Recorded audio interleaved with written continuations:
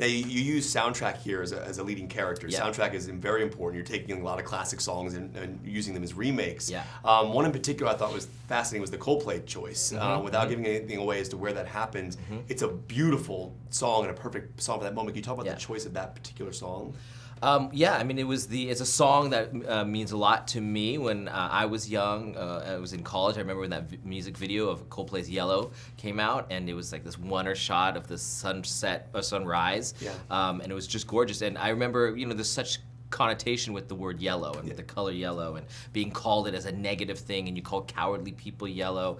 But the song is about the beauty of yellow, the stars, the love, and so it was really, when we started playing the song in that scene, it just worked really, really well, and especially the Chinese version of it. I don't know, to me it was like an anthem for young people to show that be whoever you are, you're the most beautiful person out there. So I had to write a letter to Coldplay, because at first they denied us. Really? So I wrote a letter to each of the band members talking about re-owning that term, even though it was recontextualized in terms of what they were talking about, and they agreed. So. What was Chris's response to it? Like, did he specifically respond? He just said they just approved it. So at first when they said no, then I wrote this long letter, emotional letter, and then literally within a couple hours they approved it. That's good great. to go. So it was very nice. All right, so correct me if I'm wrong, but I love the way that when they go to the first party, how you introduce Rachel to the friends and also the parents. The friends look like a continuous tracking shot. Yes. And then 2 minutes, 2.5 minutes. Unbelievable. Like that. It's crazy. And then the family shots were almost like documentary style. Yeah. Can you talk about the choice of that?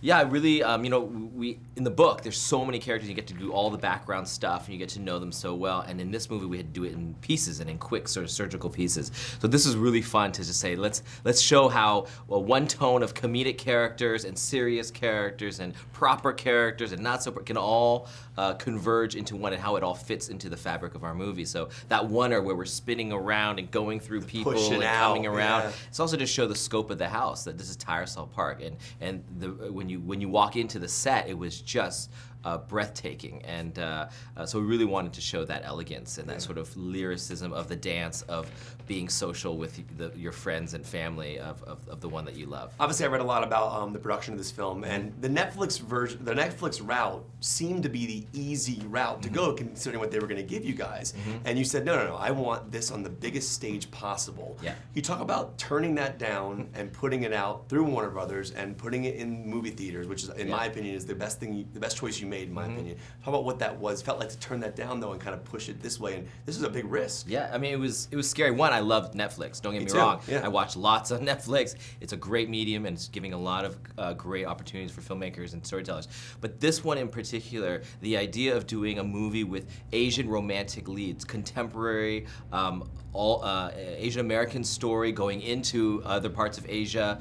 I just thought, to me, to tell the audience that it is worth your time and energy to go park, get your friends together, go pay for whatever, and sit down in the dark and say, tell me a story, is a message that's even bigger than maybe even the movie itself, that we are worth that time, we are worth that energy, and worth that effort. So to me, the cinematic experience is unparalleled in that kind of context of putting it in the museum, in the glass box, to say this is special.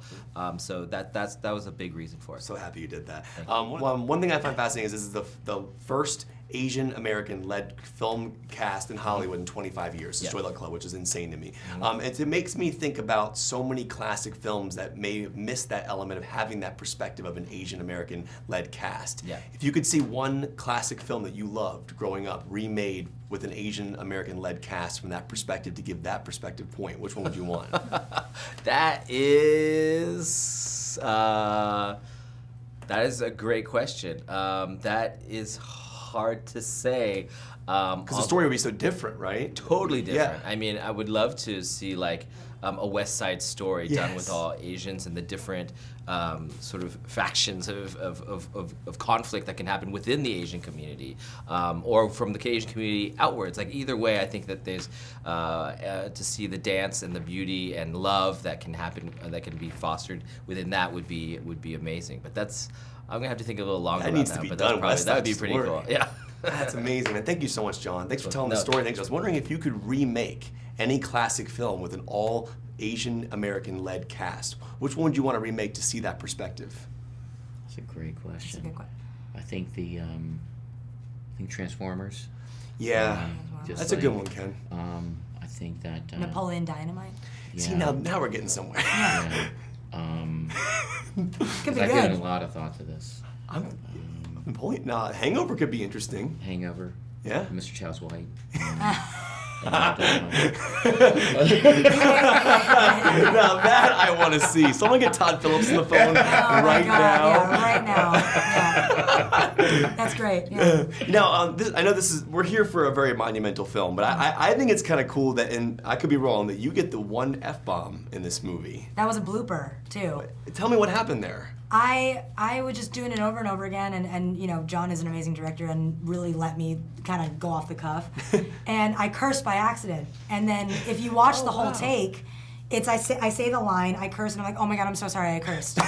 And it made it into the movie, you know, so that was cool. You have a great line about the unrefined banana line, which I thought was interesting. Now, it's a joke, but it's also a very powerful moment about the whole concept, this idea of difference between Asian and Asian American. Oh yeah, sure. Can you talk about that idea, that premise, but also making a joke that powerful mean something very important, but also a funny moment for the film itself? Well, I think when you know, if you're gonna talk about Asian culture and Asian stereotypes, I mean, they might as well be like well researched, you know what I mean? And they're more complex than what people think. It's not just bringing back an Asian girl to please your parents.